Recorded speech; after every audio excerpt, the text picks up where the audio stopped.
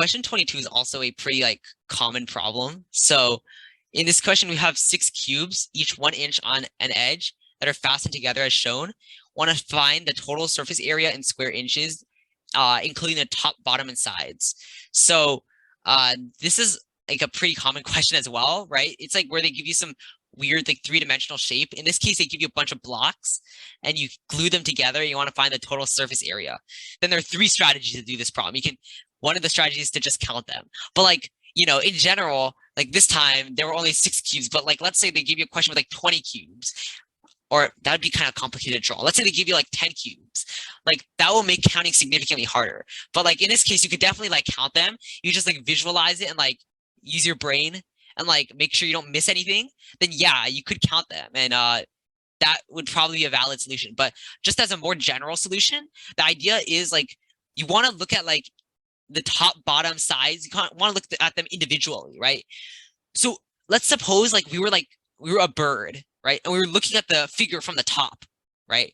Then what would we see the figure as? Well, if we were like flying above this structure, we would see like this face, this face, this face, and like this face, right? So we would see those 4 like kind of top faces there. So each of those like 4 red squares contribute like 4 square units, 4 square inches of surface area. And similarly, you can double it times 2 for like the bottom, right? They're not drawn here, but like there's a bottom square there, a bottom square there, a bottom square there, and like a bottom square there. The bottom of the structure will also contribute 4 square inches of surface area. So that was how you would count the top and bottom. So this counts top and bottom. So now we can like apply a similar logic. We can look at like the sides kind of. So if we were like standing, we were looking at the structure from this point of view, right? We were looking at it this way. Then like we would see the structure with these blue faces here, right? We would see like these 5 blue faces there. If we were to look at this structure like directly, right? And that would have 5 blue faces. So that's going to contribute 5 square units.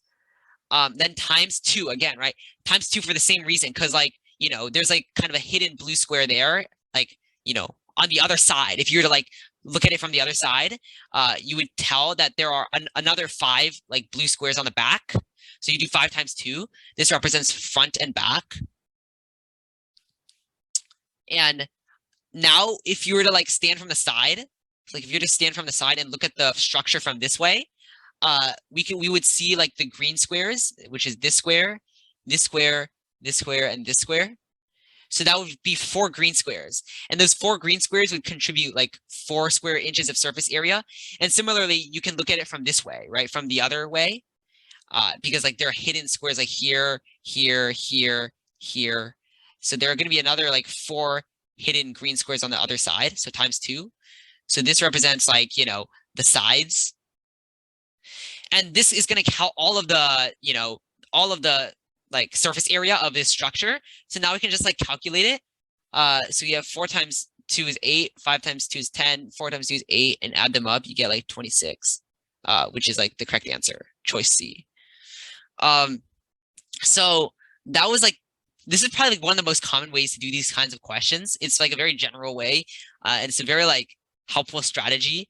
So like this is also kind of similar to like a very classic like kind of question you might also see, which is if they give you some kind of like you know, some like 2D figure, like maybe they might give you like a 2D variant of this problem, and they might give you a figure, and they might ask you, instead of the surface area, they might ask you for the perimeter. And like the general idea is still like the same, which is to look at it from like the different sides, like look at it from the like front, look at it from the sides and things like that.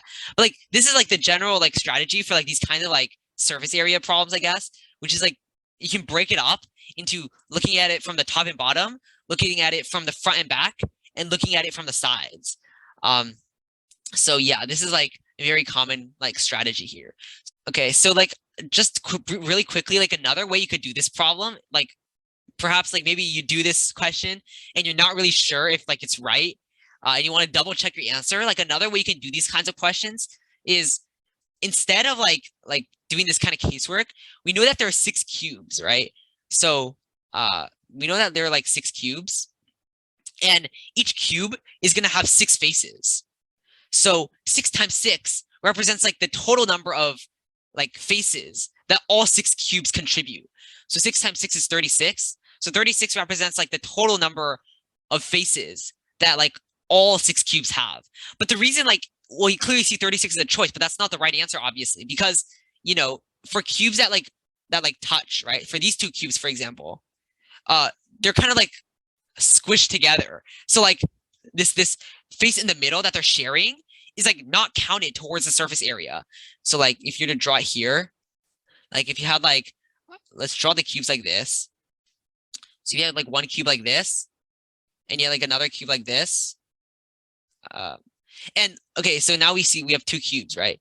So clearly we have 2 cubes, but like this red face in the middle is like not part of the surface. So that's not shared.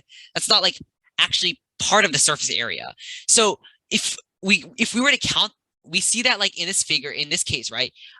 We have like kind of 5 of these like touching points, right? So we have like this yellow square here. This square isn't counted.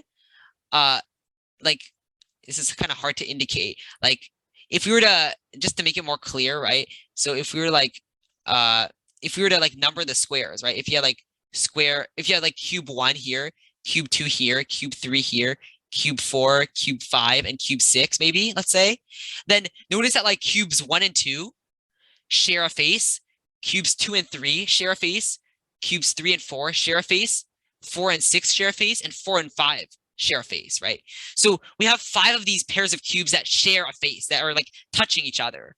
So that means for each of these pairs that touch each other, we have to subtract out 2, because like each of the cubes is gonna kind of like lose a face for the surface area. And since we have like 5 of these pairs, we technically have like 5 times 2 total faces that are not counted. So you would just take this 36 and subtract out 5 times 2, and that would also give you like 26, which is like the right answer.